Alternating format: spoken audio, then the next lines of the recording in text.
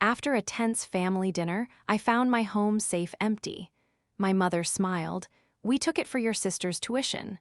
My father added, "Don't make this ugly." They had just given me the legal right to destroy them, so I just said, "Then you won't mind what comes next." This is where the story truly begins, and you won't want to miss what happens. Make sure you're subscribed to see it through to the end. We're always curious.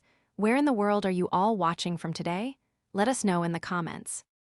The ache started as a dull throb behind my eyes during dinner. By the time I was driving home, it had bloomed into a full-blown migraine, a nauseating pressure that made the streetlights blur into painful, starburst shapes. I'd been working 70-hour weeks closing a major audit, and my immune system was non-existent. All I wanted was a dark room and silence. My family, however, had wanted a discussion. "Rebecca, darling," my mother, Martha, had said, sliding the gravy boat an inch to the left. "We need to talk about Mary's tuition. The final payment is due." I'd kept my eyes on my plate. "We've talked about it, Mom. I told you I can't help. That school is financially reckless." "It's her dream," my father, George, boomed from the head of the table. His consultant voice, as I called it, all bluster and authority, backed by absolutely nothing. "You don't get to decide if your sister's dream is reckless." "I do when you're asking me to pay for it," I said, my voice tighter than I intended. My brother, Leo, just stared at his mashed potatoes, and my sister, Mary, the prodigy in question, was busy texting under the table. The conversation devolved from there, a familiar spiral of guilt, entitlement, and passive-aggressive digs at my selfishness. I'd finally pleaded the migraine and fled, their disapproval clinging to me like a physical weight. Back in my own quiet, blessedly dark condo, I fumbled with my keys, the pain in my head so sharp I felt dizzy. I barely registered the small, muddy scuff on the hardwood floor by the study, or the way the door to my walk-in closet was open just a crack. My only thought was the prescription medication I kept in the small home safe, tucked behind a false panel in the closet. I punched in the 6-digit code and pulled the heavy steel door open. It was empty. I stared, uncomprehending. The medication was gone. The small jewelry box I'd inherited from my grandmother was gone, and the stacks of banded cash, over $50,000 I'd been liquidating for the down payment on a house, were gone. My stomach turned to ice. The migraine vanished, replaced by a cold, sharp-edged panic. I stumbled back, my hand flying to my mouth. I was dialing 911 when a shadow fell across the hallway. My mother, Martha, was standing there, holding my spare set of house keys. She was smiling, a bright, triumphant little smile. "Oh, good, you're home," she said, her voice breezy. "I was just tidying up." "You, what?" My voice was a croak. "Mom, the safe, it's empty. Someone robbed me." "Don't be dramatic, Rebecca." She walked past me into the study and sat in my desk chair. "We took it, for Mary's tuition." I felt the blood drain from my face. I looked behind her. My father, George, was leaning against the doorframe, his arms crossed. He looked bored. "What did you say?" I whispered. "We took it," Martha repeated, as if speaking to a child. "We knew you wouldn't do the right thing, so we had to intervene. It's for the family, dear, for your sister." You stole from me." It wasn't a question. It was a statement of such profound, reality-altering horror that I could barely form the words. "You used my spare key, came into my home, figured out my combination, and stole my life savings." "Now listen," George said, finally pushing himself off the doorframe. His voice was low, threatening. "We don't need this kind of language. We borrowed it. You'll get it back. Eventually. Don't make this ugly, Rebecca." Don't make this ugly. The words echoed in the cold, empty space where my trust used to be. They had broken into my home. They had stolen my future. And they were warning me not to make a fuss. I looked from my father's intimidating stare to my mother's smug, self-righteous smile. They thought this was over. They thought they had won. They saw me as their dutiful, spineless accountant, the family fixer they could push around and guilt into compliance. They had forgotten who I really was. They had forgotten what I really managed. The adrenaline cleared my head, the pain replaced by a chilling, crystalline focus. I am a forensic accountant. I trace, I track, and I dismantle. I lowered my phone. I took a slow, deep breath and met my father's gaze. "Ugly," I said, my voice perfectly calm. "No, you won't mind what comes next then." My mother's smile faltered, just a fraction. "What's that supposed to mean?" "It means," I said, walking past both of them and pickin'. "Gee up my car keys from the kitchen counter, that you just gave me permission to fix this. Permanently." I left them in my study, a sudden, confused silence hanging in the air. They thought they had stolen my down payment. They didn't realize they had just handed me the keys to their entire world. The theft was worse than any betrayal I could have imagined. The drive to my office was a blur of adrenaline and icy calm. My hands were steady on the wheel. The migraine was gone, burned away by the sheer, cold fury that had taken its place. My parents were still at my condo. I knew their habits. They'd be tidying up more, which meant snooping, helping themselves to my pantry, and justifying their crime to each other until they truly believed they were the heroes of the story. Let them. Let them feel victorious for a little while longer. My office was dark, the building silent at this hour. I swiped my access card, the click thump of the electronic lock echoing in the empty lobby. My footsteps were sharp on the marble floor. I didn't turn on the main overhead lights in my suite, just the small lamp on my desk. The skyline of the city glittered outside my window, a million lights that suddenly felt very far away. I sat in my high-back leather chair, the one that had always made me feel in control, and I let the first wave of emotion hit me. It wasn't just anger. It was a profound, hollowing grief. My own mother and father. They hadn't just taken money. They had taken my security, my trust, my sense of family. They had looked at my hard-earned future and decided it was theirs for the taking. A single, hot tear traced a path down my cheek, and I wiped it away with a vicious swipe of my hand. No more. I was done being the family shock absorber. I pulled my phone out and dialed. It was late, but I knew she'd pick up. "Elena, it's Rebecca. I'm sorry to call so late." Elena, my grandfather's estate lawyer and now mine, sounded instantly awake. "Rebecca, don't apologize. What's wrong? You sound terrible." "They did it, Elena," I said, my voice flat. "They finally crossed the line, a big one." "What happened?" "They broke into my condo. They opened my safe and took everything. Over $50,000 in cash, plus heirlooms." There was a sharp intake of breath on the other end. "Martha and George, are you certain?" "They admitted it, bragged about it, said it was for Mary's tuition and warned me not to make it ugly." For a full 10 seconds, there was only silence. When Elena finally spoke, her voice was stripped of all pleasantries. It was the voice of the sharpest legal mind I'd ever met. "Do you have them on recording?" "No," I said, "but they're still at my condo. I have security cameras in the hallway and one in the study. I can pull the footage. They'll be on it. Their voices will be clear." "Good, pull it. Back it up twice. Then go to the nearest police station and file a report, Rebecca. A full report for breaking and entering and grand larceny. Get a case number. Do not pass go, do not talk to them, do not answer their calls. Do you understand?" "Yes," I said, "but that's just step 1. "What's step 2? Elena asked. I leaned forward, my eyes tracing the binding of the thickest document on my shelf. It was labeled simply, "The Harrison Family Trust." "Step 2, I said, my voice dropping, "is that I need you to draw up the preliminary notices for invoking Article 12, Section 4. Another silence, this one longer, heavier. "The bad actor clause," Elena breathed. "Rebecca, you know what that means. That's not a warning shot. That's the nuclear option. It's irreversible." "They stole $50,000 from my home, Elena. They used their family status as a weapon. As far as I'm concerned, they just define themselves as bad actors under the terms of the trust. They just gave me the legal justification I've never had before." "It will liquidate everything," Elena said quietly. "The house, the brewery building, everything." "I know," I said. "They made their choice. Now I'm making mine. They had forgotten one crucial thing, Alina. They forgot who grandfather put in charge. He knew what he was doing, Alina said, a grim respect in her tone. He always said you were the only one with a steel spine, the only one who saw them for what they were. My grandfather, he had been a hard, shrewd man.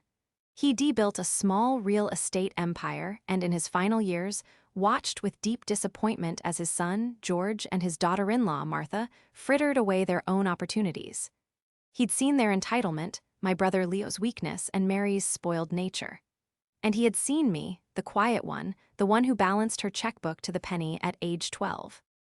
When he died, he left his children a small, insulting cash inheritance. But the bulk of his estate, the family home, the commercial building downtown, a portfolio of investments, he'd locked away in an ironclad, unchangeable trust. And he had made me, at age 25, the sole, unremovable trustee. My parents had been furious. They'd tried to contest it, but the will was perfect. For 9 years, I had managed it. I had let them live in the family home rent-free. I had given my brother, Leo, an astonishingly forgiving lease on the commercial building for his brewery. I had distributed the bare minimum dividends, as required by the trust, while I grew the principal, just as my grandfather had instructed. I had shielded them, and in return, they had treated me like their personal bank. They had forgotten one crucial thing, I repeated to myself, pulling the trust document from the shelf. They forgot who holds the keys. Okay, Alina said, her voice all business now. File the police report. Email me the case number and the security footage. I'll start the paperwork. We can have the notices served by courier in 48 hours. Thank you, Alina. I hung up and turned to my computer. It was time to pull the security footage. It was time to make this ugly. My family's sense of entitlement wasn't born overnight. It was cultivated, watered, and fed for decades, primarily by my parents, Martha and George. And I had, for most of my life, been its primary gardener. My role as the fixer started young. I was the one who balanced my mother's checkbook when she just couldn't make the numbers match. The one who co-signed my brother Leo's first car loan because his credit was already a disaster at 22. I was the one who quietly paid the property tax overage on the family home, the home I now legally controlled, when my parents spent their dividend check on a cruise. For 9 years, I had been the responsible, unseen hand guiding the family finances, all while building my own career as a forensic accountant. My job was my escape. It was a world of logic, rules, and consequences. In my 9 to 5, if you moved a decimal point, you were held accountable. In my family, if you stole a future, you were just borrowing. My greatest sacrifice, however, had been my own dream. The $50,000 in that safe wasn't just money, it was my out. It was the down payment on a small house on the coast, a place where I could finally be free of them, a place where no one had a spare key. They didn't just steal cash, they stole my exit plan. And they stole it for Mary. Mary was the artist, the sensitive soul. From the moment she was born, she was bathed in a light neither I nor Leo ever got to stand in. Her tantrums were passion, her failures learning experiences. When she'd announced she was only applying to one of the most expensive private art schools in the country, my parents hadn't blinked. The problem, of course, was paying for it. The trust dividends were not nearly enough. My parents' consulting and managing gigs were figments of their imagination, so they turned to me. The initial approach had been subtle. "Rebecca, darling, you're so good with money," my mother had cooed over the phone 2 months ago. "We're just trying to figure out how to make Mary's dream come true. You've always been so generous." "I can help you draw up a budget, Mom," I'd offered, knowing it was futile. "A budget," she'd laughed, a light, tinkling sound that always set my teeth on edge. "Honey, we're a bit beyond a budget. We're talking about an investment in your sister's future." When I'd politely but firmly explained that I would not be liquidating my own assets for an $80,000 a year tuition, the mood had shifted. My father had taken the next call. "I'm disappointed in you, Rebecca," George had started, his voice dripping with faux paternal gravitas. You're hoarding all this money your grandfather left you. He didn't leave it to me, Dad. He put it in my care. It's not my personal bank account. And the money you're asking for is mine from my salary. Don't be pedantic. It's all family money, he'd snapped. You're letting your sister down. You're letting your family down. This was their dynamic. Martha was the velvet glove, all smiles and emotional manipulation. George was the iron fist, using intimidation, guilt, and a booming voice to steamroll any opposition. They were a two-person operation, and for 34 years, they had been terrifyingly effective. I remembered Mary's last visit to my condo. She'd wandered through my study, picking things up off my desk, her eyes scanning everything. "Wow, Becca," she'd said, trailing a finger along the frame of my diploma. "You have such nice stuff. It must be great to just sit in a quiet room and count your money all day." "It's called a job, Mary," I'd said, not looking up from my laptop. "Right. Well, Mom says you're being really weird about my tuition. My finances are not up for discussion." "You're just selfish," she declared, tossing my crystal paperweight back onto a stack of files. "You have all this, and you won't even help your own sister. It's not fair." I see it now, of course. She wasn't just pouting. She was scouting. She must have seen me open the safe. She was my mother's reconnaissance. The realization settled in my stomach like lead. This wasn't a desperate, impulsive act. It was a planned, multi-step operation. They had discussed it. They had coordinated. My mother, my father, and my sister had conspired to rob me. I finished downloading the security footage. There it was in crisp 1080p. My mother walking into the study. My father standing guard at the door. I watched her hands move on the keypad. She must have spied on me just as Mary had. The beep of the lock, the swing of the door, I watched them, my own parents, methodically emptying the contents into a duffel bag. I watched my mother pause, look at my grandmother's jewelry box, and toss it into the bag as an afterthought. I saved the file. I backed it up to my secure server. Then I forwarded it to Alina. At 3:15 a.m., I walked into the 24-hour police precinct, and with a calm, steady voice, I told the officer at the desk, "I need to report a robbery. The perpetrators are my parents." The sun was just beginning to cast a weak gray light over the city as I left the police station, a folded piece of paper with a case number clutched in my hand. The air felt thin and cold. I hadn't slept, but I wasn't tired. I was running on a different kind of fuel now, the cold, clean-burning fire of pure, unadulterated certainty. I was no longer a victim. I was a forensic accountant with a case file. And my family was no longer family. They were subjects in an audit, and I was about to find every last one of their discrepancies. The theft of my personal money was the emotional wound, but it was also the legal key. My grandfather, a man who believed in consequences above all, had built the perfect trap. The bad actor clause in the trust was notoriously vague and powerful. It stated that if any beneficiary, Martha, George, Leo, or Mary, should commit an act of gross negligence, criminal malfeasance, or moral turpitude against another beneficiary, me, the trustee, also me, had the sole and absolute discretion to dissolve the trust and redistribute the assets. For 9 years, their bad behavior had been emotional. It was ugly, but it wasn't criminal malfeasance. Now, they had handed it to me on a silver platter. Breaking and entering, grand larceny, I had a police report. I had video evidence. I had, in short, a cannon.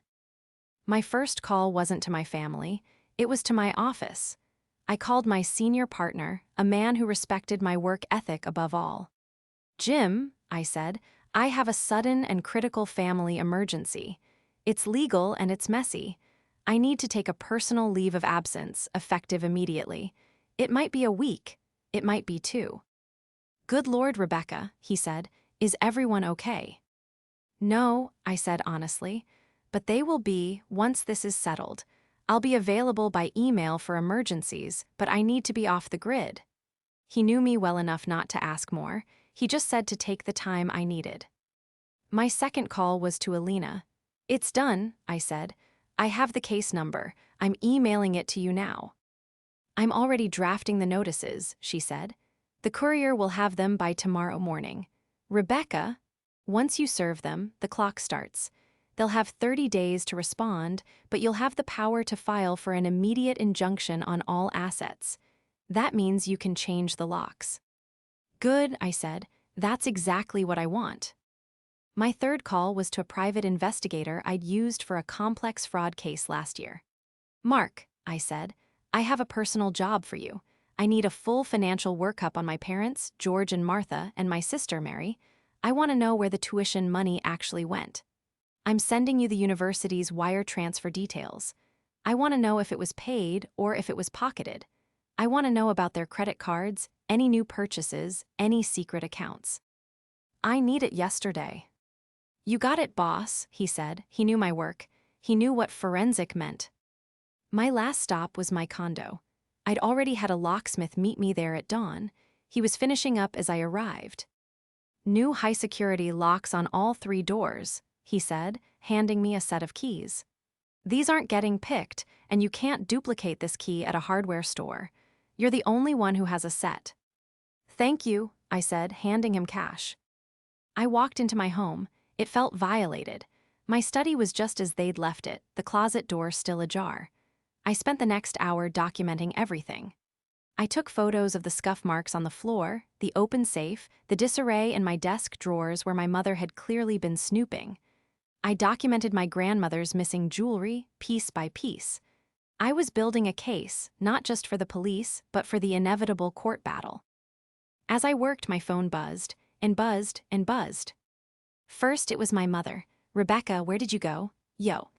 You left us worried. Then my father. Rebecca, your mother is upset. Call me. Now. Then a string of texts. Mom, we're just trying to talk to you. Mom, this is very childish, Rebecca. Dad, you'd better not be doing something stupid. Dad, pick up the phone. I am not going to ask again. I watched the messages pile up, my face impassive. They were still in the intimidation phase. They still thought they had the power. They had no idea that their threats were now being screenshotted and added to a legal file labeled Harrison Family Harassment. They had forgotten one crucial thing. I wasn't their daughter right now. I was their trustee, and the audit had begun. I let them stew for a full 24 hours. My phone's log was a testament to their escalating panic. The calls had moved from annoyed to angry to a string of rapid fire. Texts from my sister, Mary. The tuition was due, and she'd likely gotten an alert. They were realizing that the money they'd stolen hadn't magically appeared in her student account. The following morning, Elena's courier served the notices. One to my parents' home, one to my brother Leo's brewery, one to Mary's dorm. The notice was a masterpiece of cold legal precision. It stated that, as per Article 12, Section 4 of the Harrison Family Trust, an investigation had been opened into a criminal act of malfeasance perpetrated by the beneficiaries. It listed the police report number. It stated that, effective immediately, all trust assets were frozen. This meant the dividend checks were stopping.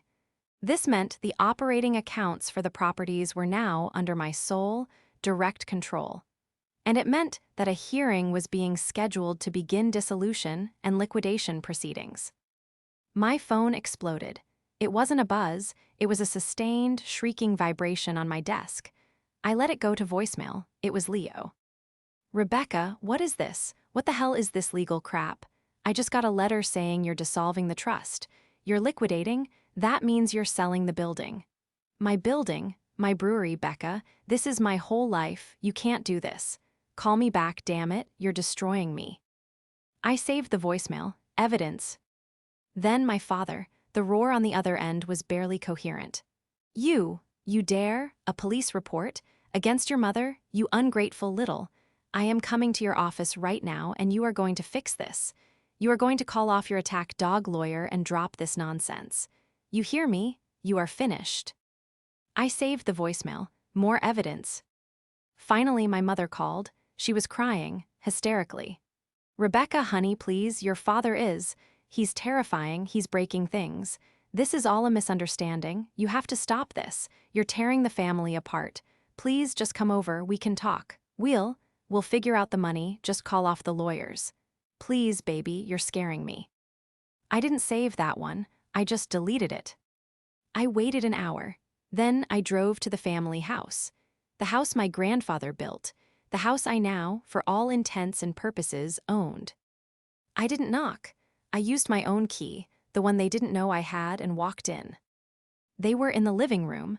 My father was pacing, his face a mottled, furious red. My mother was crumpled on the sofa, tissues scattered around her. Leo was standing by the fireplace, his face pale with terror. They all froze when they saw me. You, my father spat. You call your lawyer, now you stop this. No, I said. My voice was calm, and it echoed in the sudden, absolute silence of the room. What did you say? He advanced on me. I held up a hand. Don't, Dad, don't make this ugly. Remember. Rebecca, please, my mother wept. This is a mistake. We can get the money back from the school. We'll return it. And there it was, the first great reveal. I smiled, a cold, thin smile that didn't touch my eyes. You can't, I said.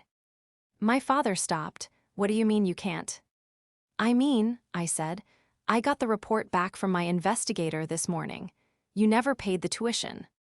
The air left the room, my mother's sobs hitched. Leo looked confused. What? You never paid the school, I said, locking eyes with my father. The tuition wasn't due for another week. You stole my money, $50,000, and where did it go, Dad? Because it didn't go to Mary.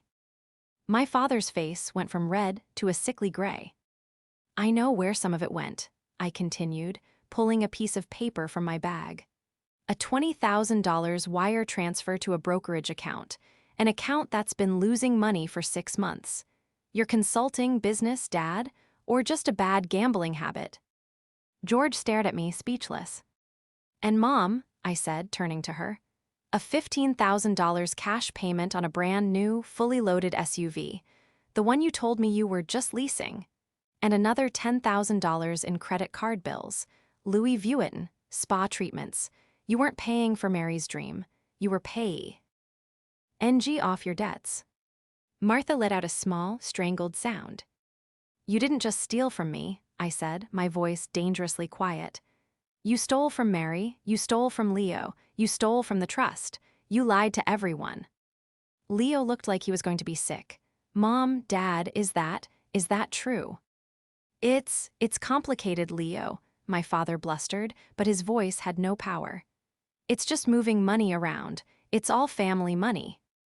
It's not, I snapped, and for the first time I raised my voice. The money you moved was my personal savings, and the lies you told were to cover up your own financial ruin. You were going to let Mary get kicked out of school. You were going to let this entire family implode just to cover your tracks. My mother burst into a fresh wail. We were going to pay it back, we just needed time. You don't have any more time, I said. You committed a crime, and now I'm exercising my rights as trustee. The dissolution proceeds. You can't, my father yelled. I can, I said. You gave me the power when you opened my safe. You've been bleeding this family dry for years, and I've been enabling it. No more. This isn't a family anymore. This is an asset liquidation. What about me? Leo suddenly shouted, his voice cracking with desperation. What about my brewery? You're going to sell the building? You're going to bankrupt me, Becca. I didn't do this. Didn't you? I turned to him, my gaze pitiless. You've been sitting here, benefiting from a lease that is 70% below market rate, paid for by the trust. You've watched them do this to me my entire life, and you have never said a word. You're not a victim, Leo. You're collateral damage.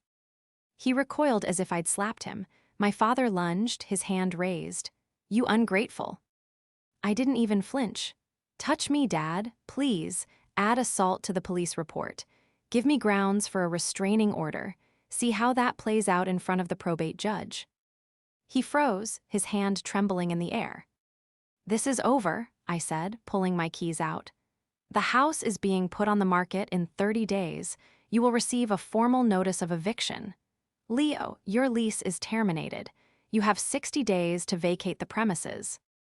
Where are we supposed to go? My mother whispered, her face ashen. What are we supposed to do? I looked at her, at the woman who had smiled while robbing me. That, I said, sounds like a you problem. You wanted me to stop being the fixer? Congratulations, I just quit. I walked out and locked the door behind me. The days that followed were a siege. My family, realizing their usual tactics of intimidation and guilt were useless, became desperate. They tried new, pathetic angles. First came the flying monkeys. My aunt, my father's sister, called me. Rebecca, I've heard there's some disagreement. Your mother is distraught. You know your father's temper. Surely you can all sit down and sort this out like a family. He's your father. Did he tell you he broke into my home and stole $50,000, Aunt Clara? A flustered silence. Well, he said it was a misunderstanding about family money.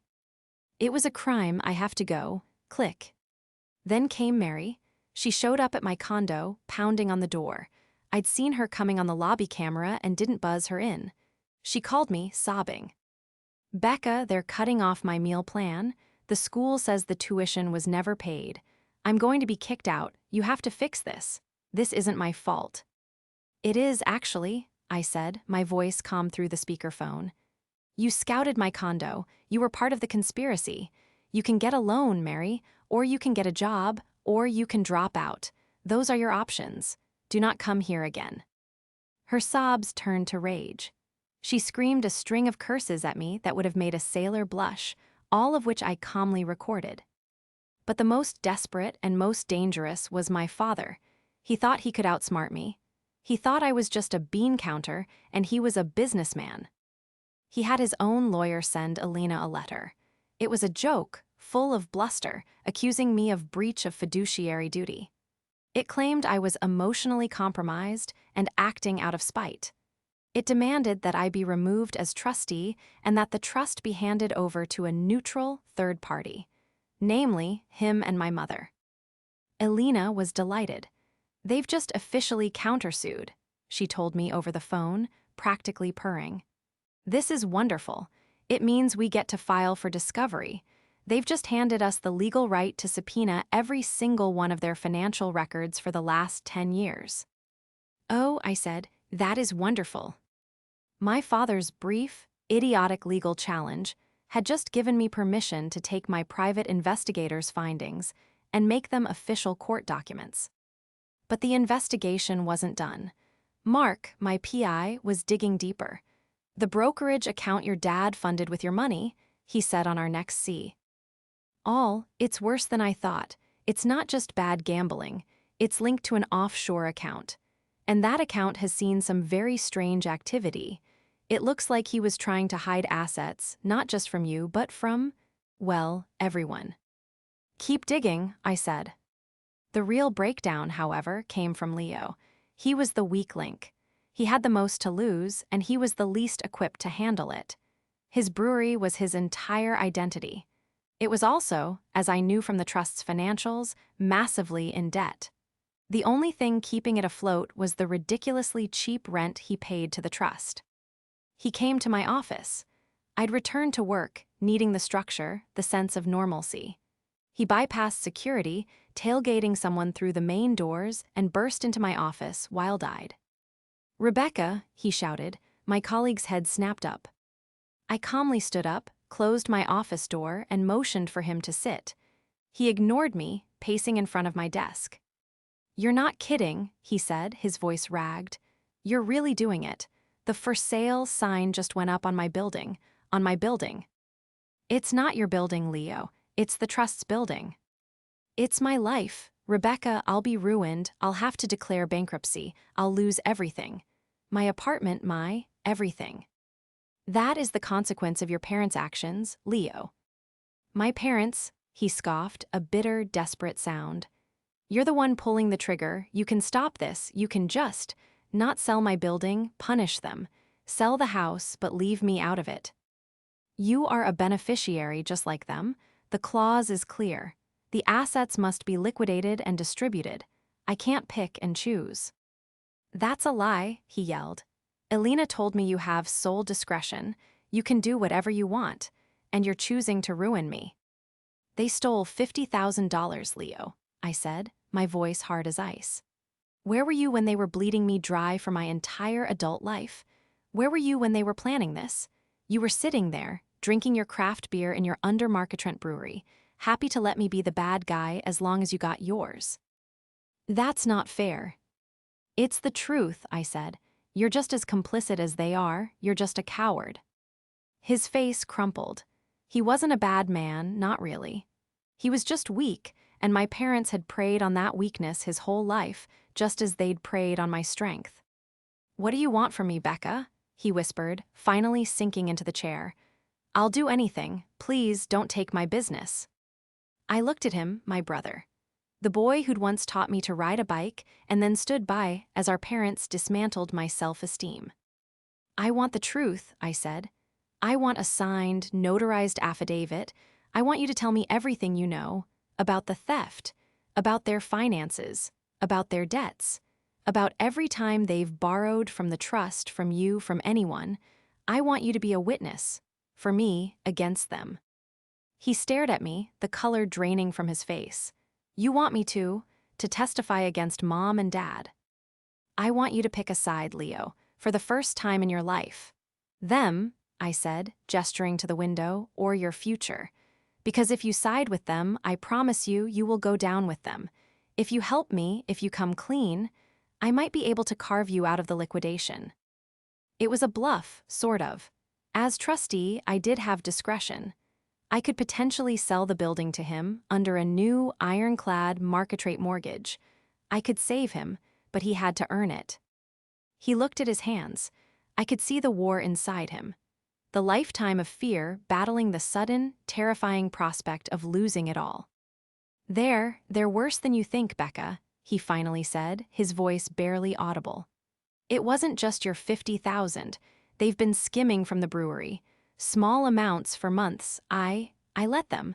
I was afraid to stop them. My blood ran cold. What? They said they needed it for operating expenses.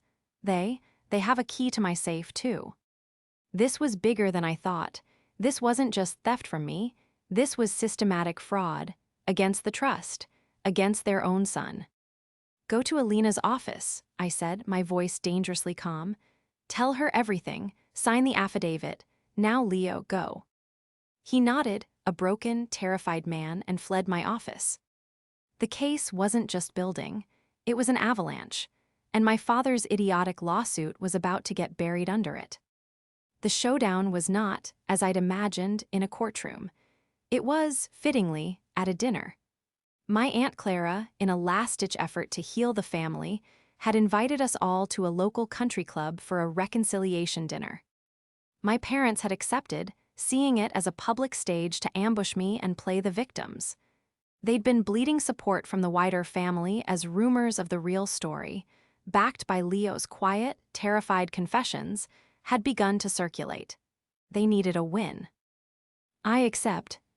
Ed, too, I told Elena to be there. Just as a friend, I'd said, I'm buying you dinner, she'd smiled. Of course, I'll bring my briefcase. I arrived last. My parents, Martha and George, were at the center of a large, round table, already holding court with my aunt and uncle. Mary was there, looking thin and sullen. Leo was sitting as far from them as possible, staring at his water glass. When I walked in, the conversation stopped. I saw my mother's face tighten. My father's eyes narrowed. I smiled pleasantly and took the seat next to Leo, placing Elena on my other side. Rebecca, dear, Aunt Clara said, her voice strained.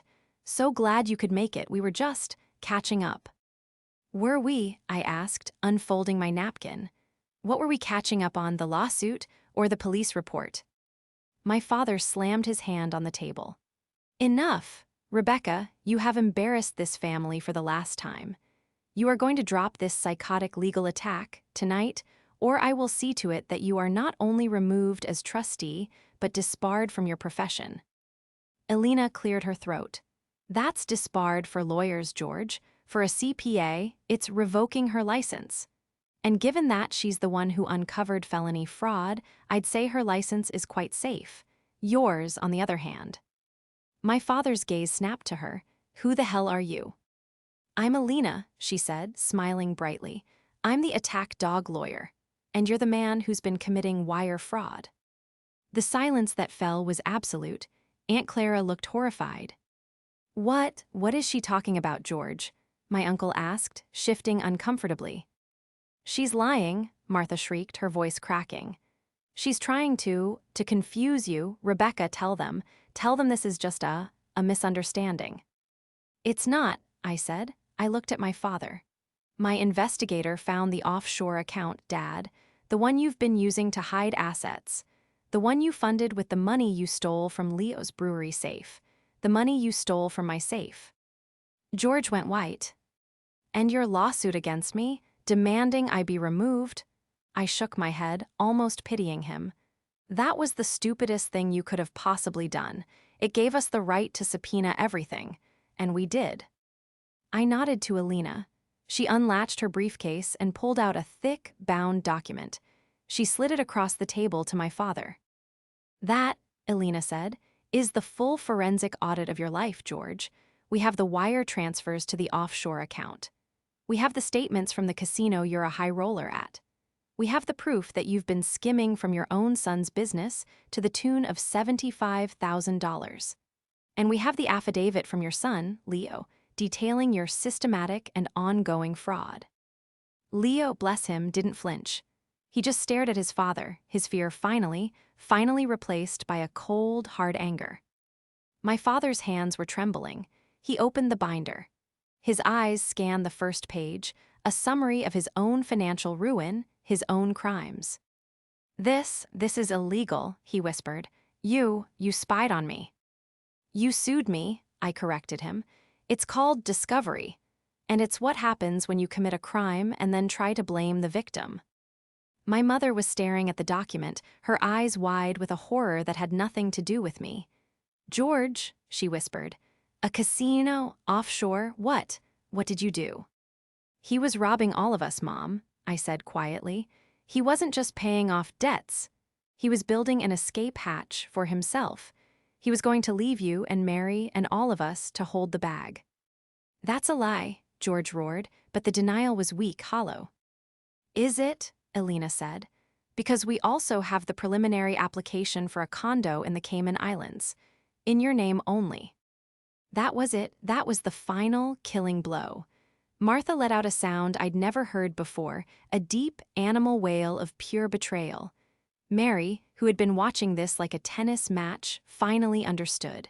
Her father hadn't just stolen for her, he'd stolen from her. You. Martha was hyperventilating, pointing a trembling finger at my father. All of it, the money, my money, it's all gone. There is no my money, Mom, I said. There is only the trust, and you are all, as of this moment, in breach. My father stood up, his chair scraping back. He looked around the table, at his horrified sister, his disgusted brother-in-law, his weeping wife, his furious daughter, and his 2 children who were now united against him. He was cornered, exposed, finished. He didn't say a word. He just turned, and in a shuffling, broken gait, he walked out of the restaurant. The silence he left behind was deafening. My mother was sobbing into her hands. Mary looked catatonic. Leo was the one who broke it.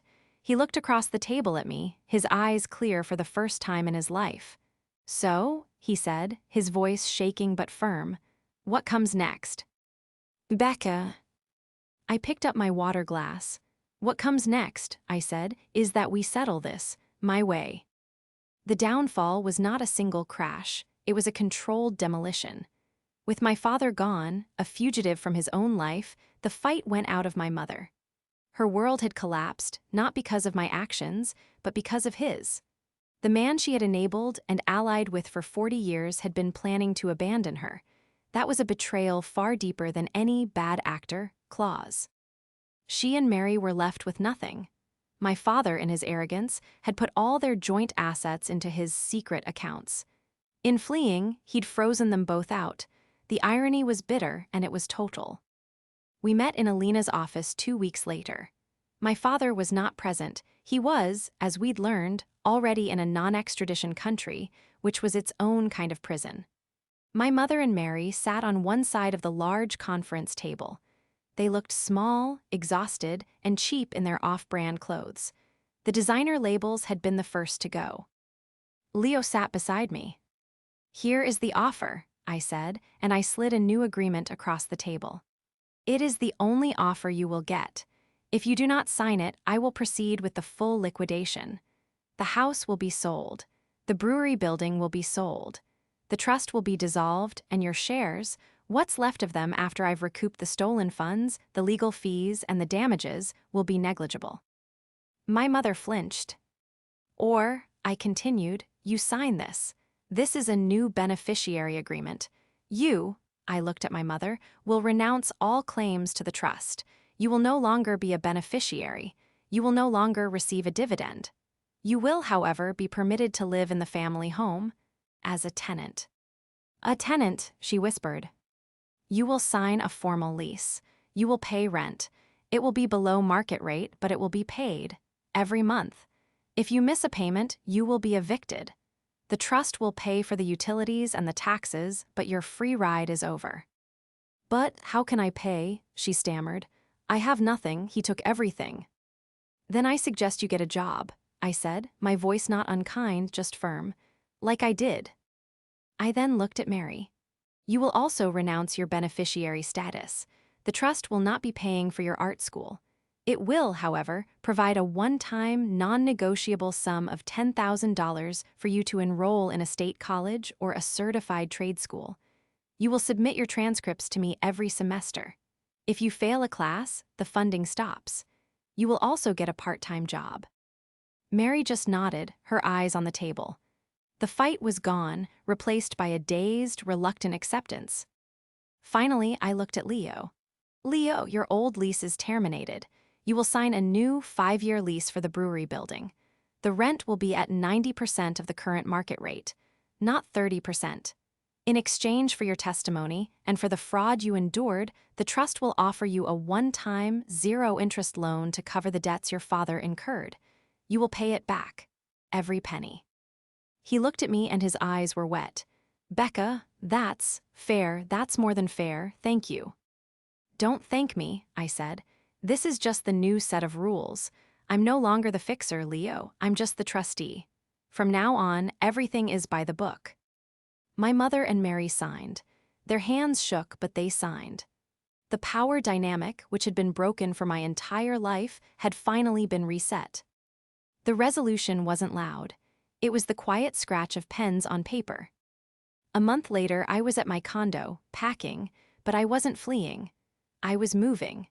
The sale of one of the trust's smaller, underperforming properties had finalized, and I had used my own legal, hard-earned commission and savings to buy the house on the coast.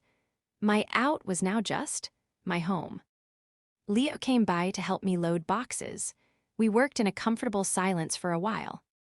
"Heard from Mom?" I asked, taping up a box labeled kitchen. "Yeah," he said, lifting it. "She got a job, a receptionist at a doctor's office. She hates it."